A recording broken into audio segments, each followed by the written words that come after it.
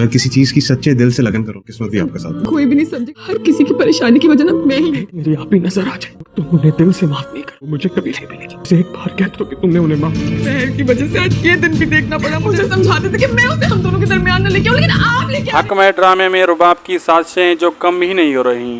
अब वो चाहती है कि एक एक करके सबको जलील करे। वो वकार की माँ को पागल बना देगी और उसको पागल खाने भिजवा देगी। लेकिन जब उसकी हकीकत खुलेगी तो बहुत बुरा होगा। जो उसका बाप भी उसका साथ दे रहा है, सब कुछ तबाह हो जाएगा। वो दौलत जिसकी खातिर वो इतना इतरा रही है, वो भी उसे किसी काम नहीं आएगी। जबकि विरसा जो इनके लिए कुर्बानी दे रही है, सबके सामने आ जाएगा। उसके बाद सब विरसा को अप्रिशिएट करेंगे, उससे माफी मांगेंगे। वकार को भी अपनी गलती का एहसास हो जाएगा। उधर विरसा के बाप के सामने अपने भाई और भतीजे की हकीकत जब आएगी सामने तो वो यकीन ही नहीं कर पाएगा, तो तल तक पहुंच जाएगा। आप लोगों को ये ड्रामा कैसा लग रहा है? अपनी कीमती राय कमेंट बॉक्स में दें। वीडियो अच्छी लगी तो लाइक करें, शेयर करें और सब्सक्राइब लाजमी करें। अल्लाह हाफिज।